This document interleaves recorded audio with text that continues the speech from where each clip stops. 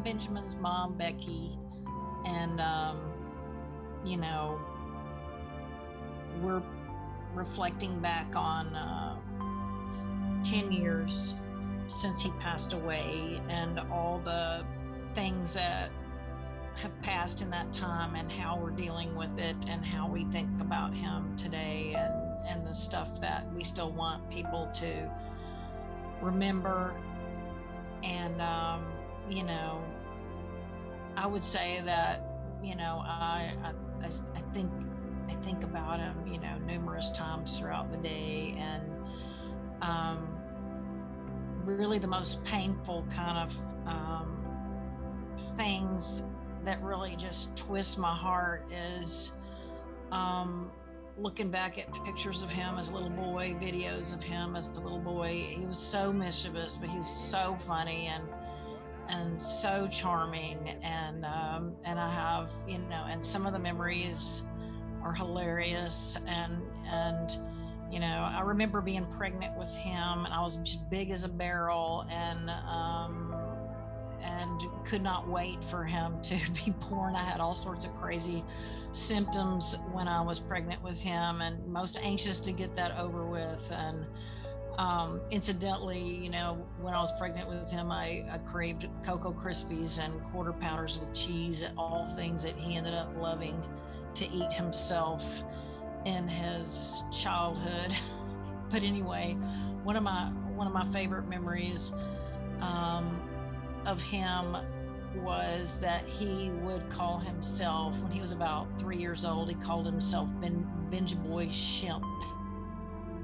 And so you'd go, Benjamin, what's your name? Benjamin Schmidt. Benjamin Schmidt.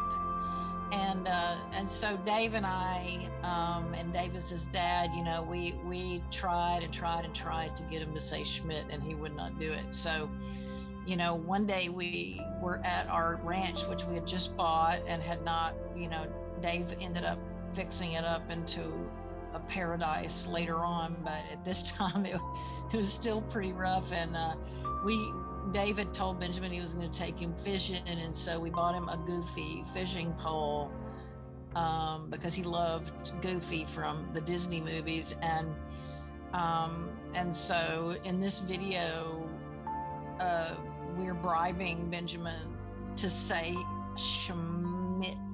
Where are you gonna go? What are you gonna do? What are you gonna do with it? I think now's the time to bribe him. What's your name? Benjamin. What's your last name? Benjamin. No, it's Schmidt. Do you want to have your fishing pole? Yes. Can you say Schmidt? Schmidt. Can you say Schmidt? Say Schmidt. No, try. Say Mitt. Yeah. And then Schmidt. Yeah. No, try Schmidt. Yeah. No, we got it. You want me to give you your fishing pole? Yes. Well, you have to say Schmidt first. Can you try it? Try Schmidt. Say Schmidt. Well, try Schmidt. Say Mitt first. Yeah. And now say Schmidt. Mitt. Schmidt.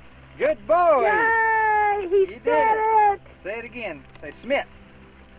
Say Schmidt. Wait. Say it. Say Schmidt. Schmidt. No, say Schmidt. Schmidt. Yay! Schmidt. Schmidt. Good boy! He Yay! said it! You're looking like, how can we keep his legacy alive, you know? And I know Dave has worked hard on getting a TCU scholarship in his name, and they raised so much money. There was a professorship also, and so TCU has many little monuments and plaques and rooms and things named for Benjamin, which is just amazing. But one of the ways that my husband, John, and I have found to make lemonade out of lemons is we started convening parties Memorial Day parties, because all of a sudden Memorial Day had, really huge meaning for us. And we kind of thought, well, surely people would want to spend a day, Memorial Day, with a family that actually has someone to honor on a day of our military loss. And so we started convening parties and all that kind of stuff. And we quickly found out that our friends would rather go to the lake or do something else. And so the people that we would hear from would be like his friends saying, can I come to the party? Can I come do these things? And so, on a very small level, we started having some of his buddies in the military come to the party, and we'd see them for a few hours or whatever. And those would be the meetings that meant something to us. Pretty soon we realized we were putting a lot of time and money and energy into convening parties that we didn't need to be having, and that we would stop having the parties and just invite Benjamin's buddies from the military to come spend the entire weekend with us. And we would just focus on talking to them and visiting them and getting to know them. And then we found out, that, well, first, it was medicine for us. I mean, really medicine. And they helped us get to know Benjamin and tell us things about Benjamin we never would have known otherwise, which was unbelievable. But they found it to be medicine for themselves too. And they've become like another family to us, and we love them so much, and cherish those Memorial Day weekends, and we will keep having them as long as they want to keep coming. And like, really, if we really, could figure out how to do it, we'd love for other Gold Star families to be able to convene with their lost loved ones, buddies. It's so healing and all that kind of stuff, and I would love to be an impetus for that. But for now, we do our own, and it's really been, for Casey, Benjamin's sister, and John and me, it's been the most healing, most fun, most wonderful, most rewarding gift that has come from Benjamin's death. And we're eternally grateful to all of his friends for being in touch with us and loving us and spending time with us. One of the things I regret about the early days following Benjamin's death is I was so into my own grief experience that I didn't pay enough attention to my living child, Casey Marie Schmidt. It was not maybe a year or two after Benjamin died, I asked Casey, where were you? What were you doing, during all of that? I have vague memories of her, being around and helping me and saying things and whatnot, but, I really was in shock. And what I've learned about human beings since then is when we're in shock, our memory isn't good, our cognitive abilities aren't good. And so there's so much during those early days that I wasn't there for my daughter. And I really regret that that's what happened. However, that's not where my heart is, and it has really pained me over the years to see how much she misses him and how hard it's been for her.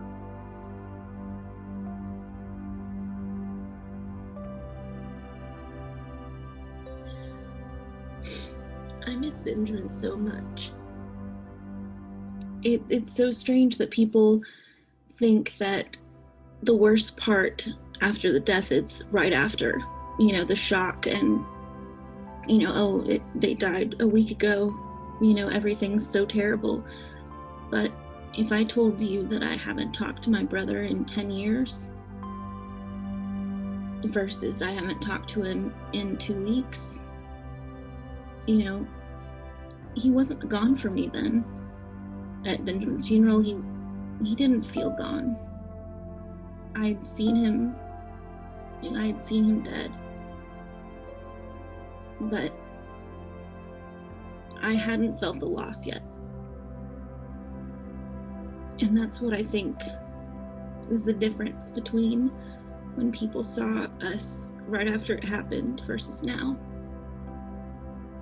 Because 10 years ago, we were dealing with the shock, but now we're dealing with the loss. 10 years of Mother's Days and Father's Days and birthdays, Christmas. The differences between the worlds of him being here and him not being here, they're two totally different worlds. And as we get further and further away from the world where he was in it, I just feel like things have just kind of chipped away. Each house that we ever lived in, we no longer live in. Each pet that we ever had together has died. Almost all of our grandparents are dead now, after him. And, aunts and uncles, just the world that he was in is not the same as the world that we're in now. And I barely even started what I wanted to say, and I'm already fucking messed. I feel a really special ownership of Benjamin that no one else could ever have. And of course, my parents have a special ownership too. I have a relationship with Benjamin that I could never know, that I could never understand.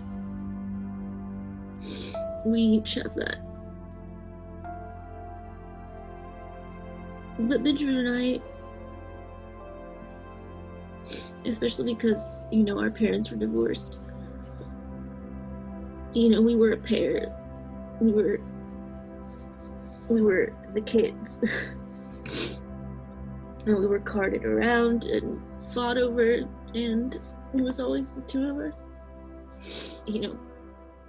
Because Benjamin was the validation of my entire childhood and my teens and early adulthood.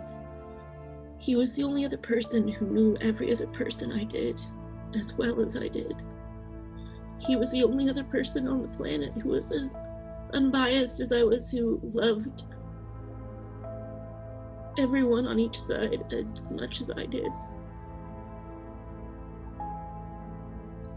He really was an advocate for me when we were teens and early adults. He really was my biggest champion.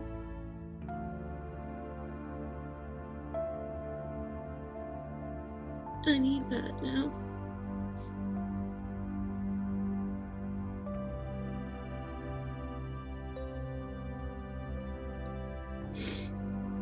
I feel like his death is a life sentence.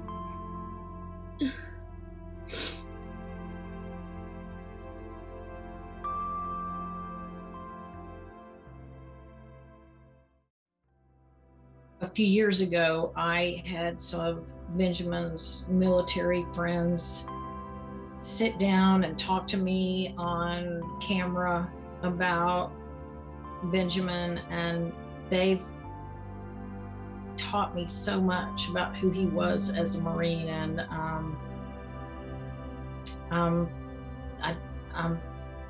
grateful for everything that they have shared and told us about him, and just see for yourself. No matter who they are, when someone dies, there's someone that has something bad to say about that person. You might think that guy is perfect, but someone somewhere has an ill comment to make. I feel like Ben's the kind of person that doesn't exist, because he was like he might have like picked on somebody, but he was kind and genuine, I guess is the best word for that. You didn't have to worry about, I don't know, it's really hard to explain, but I don't know, he was always nice to everybody, and I've never heard anybody say anything bad about him. I'd strangle him if they did, but It was absolutely wrong, but Benjamin would always help me. Like whenever I was like writing things up or we needed to write things, he'd go over my grammar and help me out with things. So I started developing my writing with Benjamin and with friends that were smarter than I was and could help me out. And he always helped me out with things like that. He helped anyone out.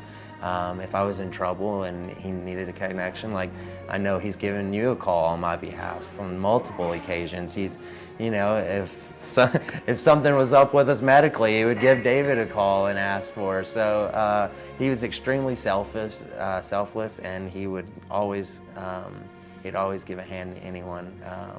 And he was a good time. He was the best time. Anyone that knew him for 2 seconds knew that, he was an awesome time. And like for instance, the lady that did my tattoo here, she did all of his tattoos, and he had the skyscraper like this one, and he had the American flag and with the USMC in the middle of it. So she did like three or four tattoos with him. So she sat with him for probably 10 hours, but that's all it took. And after he was killed, I wanted to get this memorial tattoo in honor of him so I could carry him around with me for the rest of my life. And no excuse, he's always going to be there. And I went to his tattoo artist. I told her what happened. She started bawling. She was crushed. She knew exactly who he was immediately. She described every tattoo that she'd given him, and she did this for nothing. Like she stayed. I went in a nice place in Hollywood, and she closed the store so that she could stay in after hours and do this. And it was the night before her birthday, so we were there till 1 o'clock in the morning. The type of personality that he had, that I could go into a tattoo shop years after he had gotten a tattoo and tell the lady about him, and she remembered him just like that, and immediately wanted to help. She wanted to do it as bad as I wanted it, and that's him in a nutshell. The biggest impact that he had on me was to completely evaluate situations before you cast judgment on them. He always wanted more information. Always. He always wanted to know more to the story. He always wanted to know. He had to talk to everybody that was involved, and he always had to know more.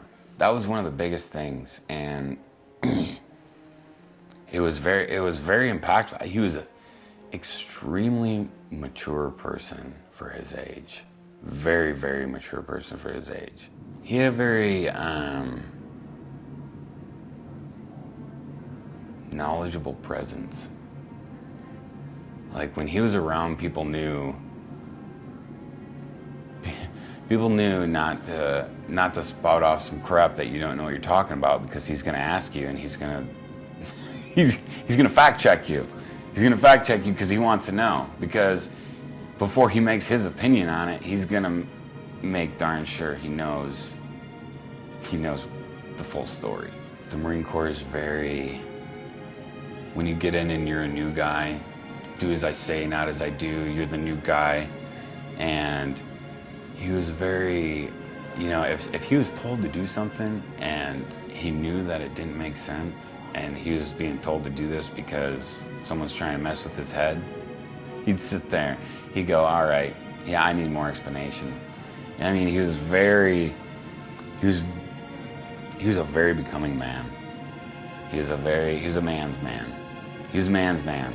He wanted to know, okay, I'm a man, why am I doing this? Why do I have to do this? And I want to know the logic and the reasoning behind it, and the purpose. I want to know the purpose and what I'm going to benefit from this. And if there was no benefit, and he would call it like he saw it. If it was BS, he'd say, no. Nice try, but no. He's just a different guy. Like, he's not like everybody else. I could tell right away, like most of the Texas guys and stuff that I hung around were kind of like arrogant Texans, you know. You see that all the time, and we're just kind of like, woo, Texas. And he wasn't really like that. He was just more like, wanted to have fun. And it wasn't like crazy drunken experiences. It was like hanging out on the catwalk. Like I'm sitting here right now, and he'd be like in a chair beside me, and Crowder would be on the other side, and we'd be drinking shiners, and I'd have a guitar and just play some like old country songs and stuff, and he'd just be hanging out with us. And then he'd like wander off back to wherever. I mean, it wasn't like, and then other than that, all I hung out with him was in Afghanistan a little bit. And he was a brother, you know.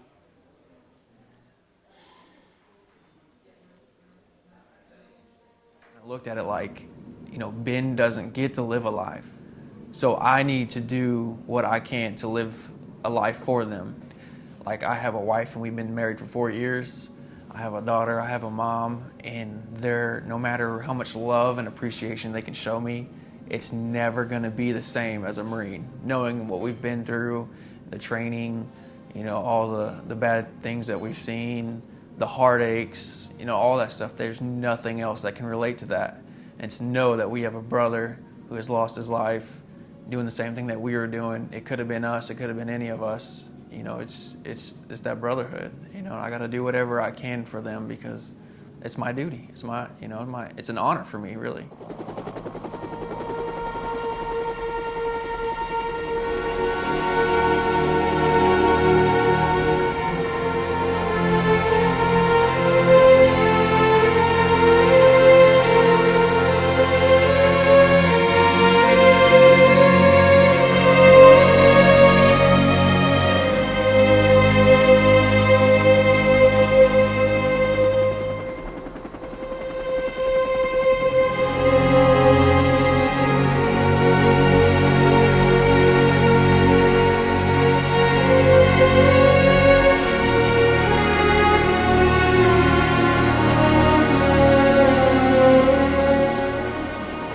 I think now, looking back, we did not fight the enemy.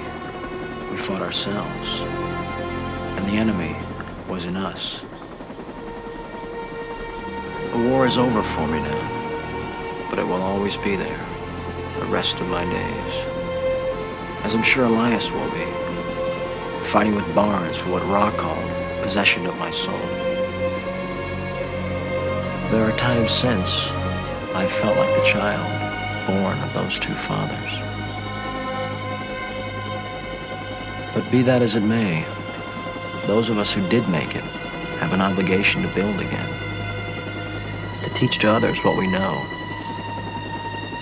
and to try with what's left of our lives to find a goodness and meaning to this life.